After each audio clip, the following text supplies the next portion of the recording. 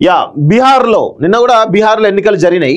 ఏది రెండో విడత పోలింగ్ జరిగింది. ఎగ్జిట్ పోల్స్ అన్ని కూడా బీజేపీ వైపు ఇవ్వడం జరిగింది. ఎన్డీఏ కూటమికి ఇచ్చినట్టుగా చాలా స్పష్టంగా తెలుస్తోంది. సో బీహార్ ఎన్డీఏదే క్లియర్ మెజారిటీ ఇచ్చినటువంటి ఎగ్జిట్ పోల్స్ మహాగఠబంధన్ కు 100 సీట్లు దాటమని అంచనాలు. జన్ స్వరాజ్ పార్టీకి గరిష్టంగా 5, ఎంఐఎం కు 3 స్థానాలు. సో బీహార్లో ఎన్నికలు ముగిశాయి. మంగళవారం సాయంత్రం రెండో దశ పోలింగ్ పూర్తగానే వెలువడినటువంటి ఎగ్జిట్ పోల్స్ అంచనాలు బీహార్ ఎన్డీఏ కూటమిదేనని మరోసారి కుండబద్దలు కొట్టాయి. ఈసారి బీహార్ ప్రజలు మార్పు కోరుకుంటున్నారని, అధికార మార్పిడి తప్పదని ఎన్నికల ముందు పెద్ద ఎత్తున ప్రచారం జరిగింది. కానీ ఆ అంచనాలు తలకిందులు చేస్తూ బీహార్ ఓటర్లు తీర్పు ఇచ్చినట్టు తెలుస్తోంది.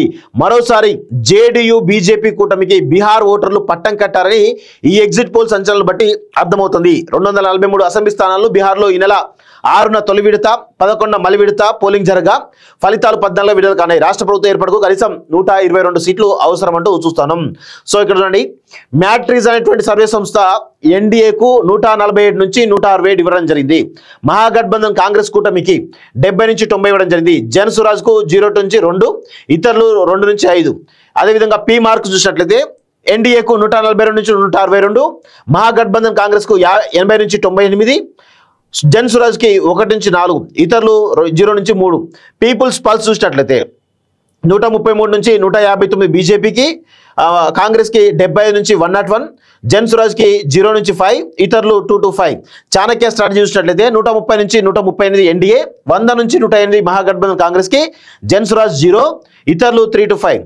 దైనిక్ భాస్కర్ చూసినట్లయితే 145 to 160 ఎన్డీఏ, మహాగఠబంధన్ కాంగ్రెస్ కు 73 నుంచి 91, 0 to 3 జన్ స్వరాజ్, అదేవిధంగా ఇతరులు 5 to 7.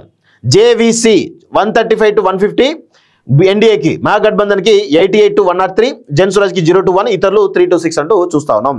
సో ఇది NDA clear cut exit polls లో ఎన్డీఏదే ఆధిపత్యం కనిపిస్తా ఉంది. కానీ ఇక్కడ అసలు ఇంకా కొన్ని సర్వేలు, ఎగ్జిట్ పోల్ సర్వేలు వస్తే ఇంకొంత డెప్త్ గా తెలిసేటువంటి అవకాశం అయితే కనబడతా ఉంది. సో మొత్తానికైతే బీహార్ లో కూడా కంటిన్యూ అవుతా ఉంది ఎన్డీఏ యొక్క ఆధిపత్యం, బీజేపీ యొక్క ఆధిపత్యం చాలా స్పష్టంగా కంటిన్యూ అవుతున్నట్టుగా తెలుస్తా ఉంది.